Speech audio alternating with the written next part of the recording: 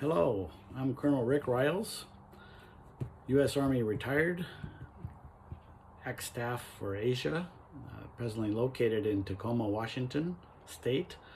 It's on the Pacific Ocean on the far northern state of the continental U.S. Send you greetings along with my wife, Melissa. We've been ex-staff Asia since 2006. We took over from Don and Johnny Snow.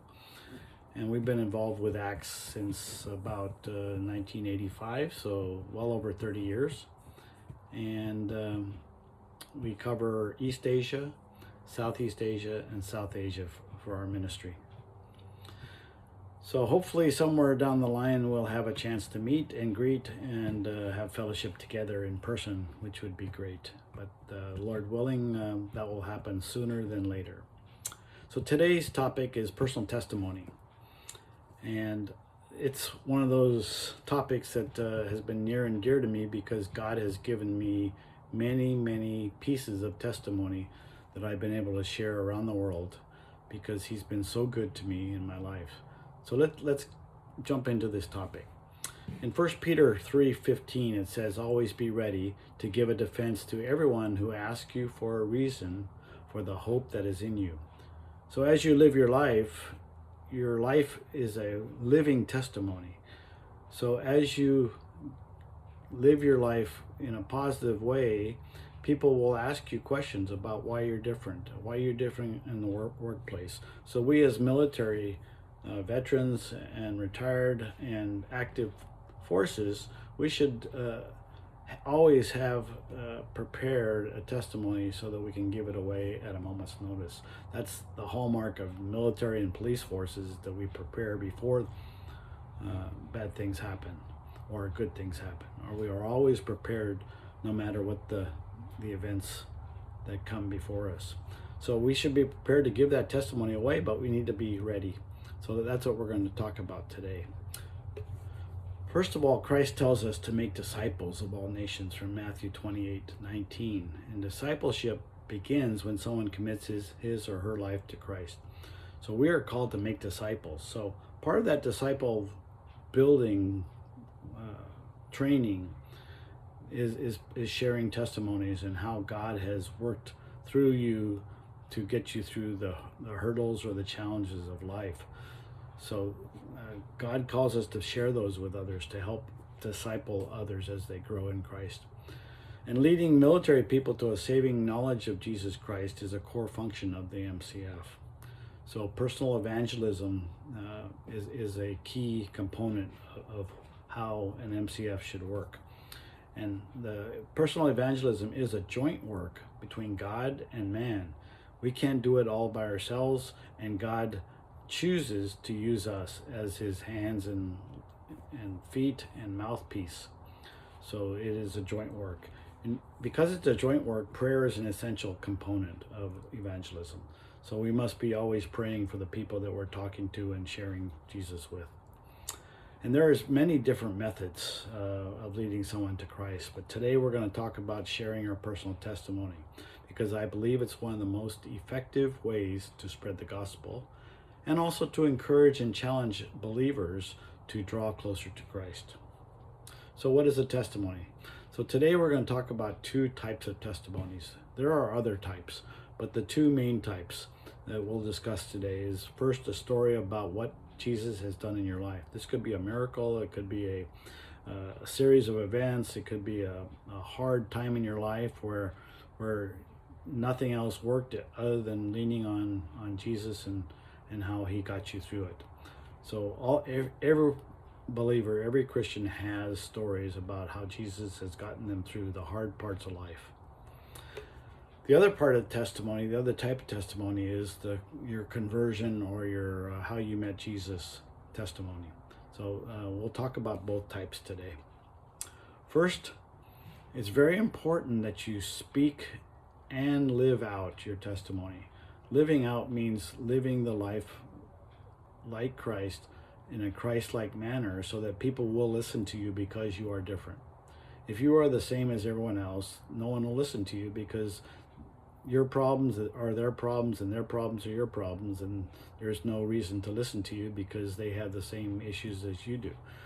If you're living a life of Christ, you're standing out in the crowd. They will draw people to you to ask, well, why are you different? You handled that situation in a different manner, and I really respect that. And tell me more about that. So that'll give you an opportunity to share Christ. It must be consistent. You must live and speak in the same manner. But today we're going to focus on the spoken word. So, a Jesus story that has changed your life. So I'm going to share with you a quick story about my tour in Japan, in which I was promoted to colonel unexpectedly. So during that time, once I got selected for colonel, I knew the Army was going to move me. So I called the Army and said, was there a way to turn down promotion? And they said, no, there's no way in the Army regulations in which I could turn down promotion. So I said, okay, since I can't turn it down when I get promoted, what are you going to do with me? They said, because you just moved overseas to Japan, we'll keep you there one more year. So that'd be a total of 2 years in Japan, and then they'd move me back to the US. So I was very disappointed in getting promoted because I felt that God had moved my family to Japan, first to be near my Japanese family and get to know them, but secondly for the ministry opportunities that God was presenting myself to in Japan, in Korea, and other countries in Asia as I traveled. So I couldn't understand what God was up to. Well, long story short, God had opened up an opportunity so that a 4-star general in America called me and asked me to open a new office for my specialty as a colonel in Japan. And that was unheard of in the Army. That had to be of God, because man can't do that. It doesn't happen like that. So long story short again is that I was at the 2-year point when I opened up that new office, and God kept me that same job for 12 years. So for 12 years is another major miracle, in that in the U.S. Army, as a colonel, you typically spend 2 years in each job, and then you move on. But God kept me there for 12 more years, total of 14 years in Japan. Unbelievable, and God gets all the glory and honor for that. So that's a quick little Jesus story in my life.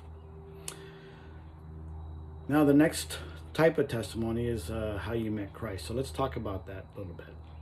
So your personal testimony is, I believe, one of the most powerful tools that you have for evangelism. But in order to use that tool, you need to practice it and write it down. You can't just say it out loud. I believe the best way to do it is to write down a 3-minute testimony and then add to it for 5 minutes and 10 minutes and longer. The longer you have with a person, the more you can share. But I believe having a concise 3-minute testimony is the best way to start the practice. So there's 4 parts of this message that you have to cover. First is your life before Christ, or as a Christian. Number 2 is how you realized that you needed Jesus Christ. Number 3 is how you committed your life to Christ. And then 4, what makes you different now? What does it mean to you now? How has your life changed? So let's talk about each one of those. First, my life before Christ. Try not to spend too much time telling them how bad you were and that you were a gangster and you were killing people and doing all these bad things. But paint the picture of your state,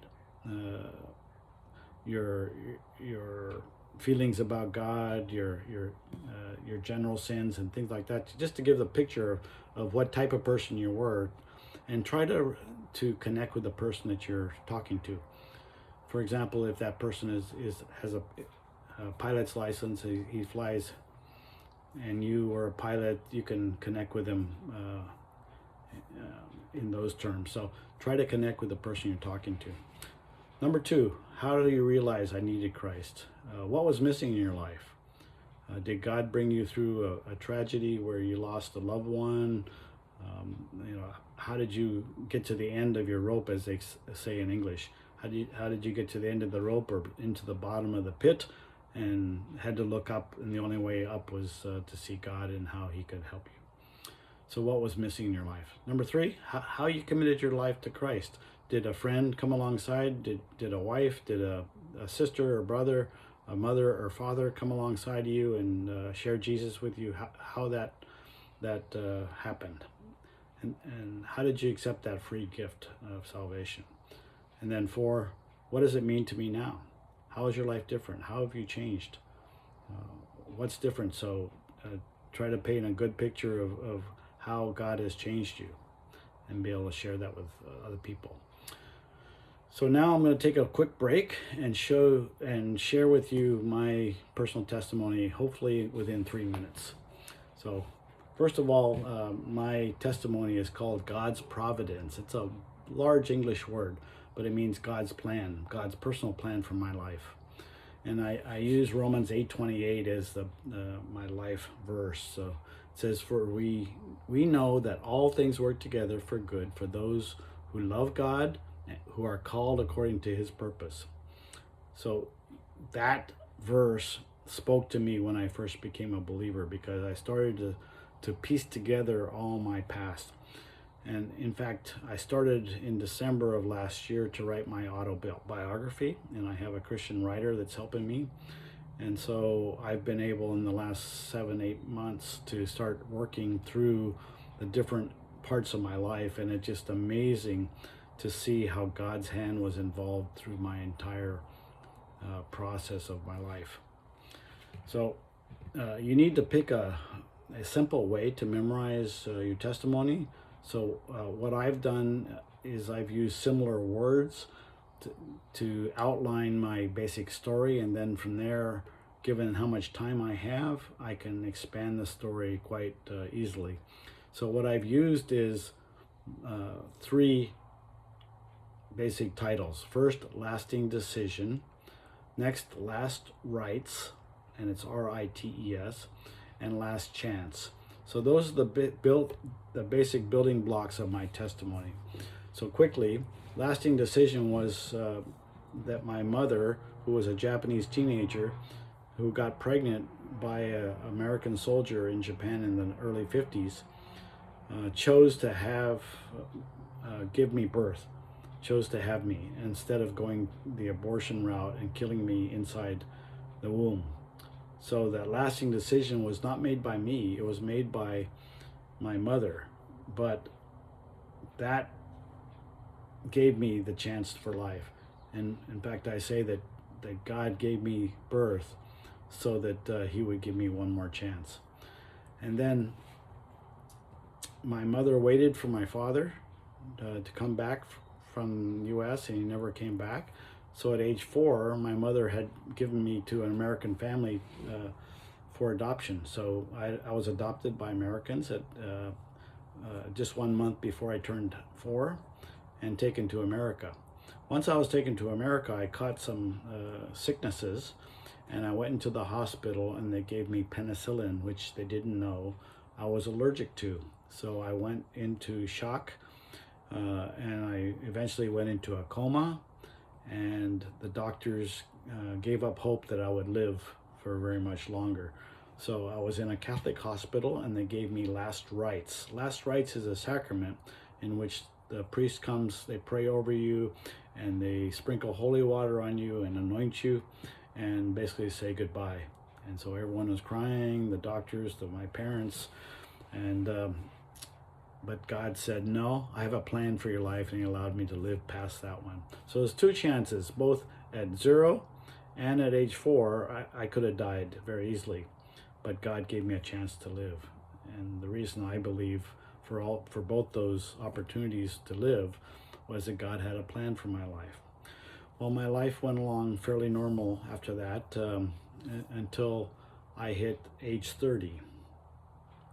And actually, as a part of writing my book, I'm starting to see a little bit bigger picture. So actually, God took me 1 year from September of 83 to September of 84, in which he had to soften the very hard heart that I had grown into. My heart was hard for God. So through that process of 1 year, he broke my heart to such a place where that I finally, in September of '84, I knelt down with my wife at the end of September on last Sunday and accepted Christ as my Lord and Savior. So from that point there, I started sprinting. I was 30 years old and I had a lot of catching up to do, but I'll leave the rest of my testimony for another time. But that's basically a 3-minute testimony of kind of how I got to Christ. So let's go back to writing down your testimony. I have some tips on how to do that. First, you need to focus on Jesus and your need for him. Try not to use religious words. Use normal conversation, and try not to preach. Use I and not you. And then spend some time to organize the testimony so that you can share it.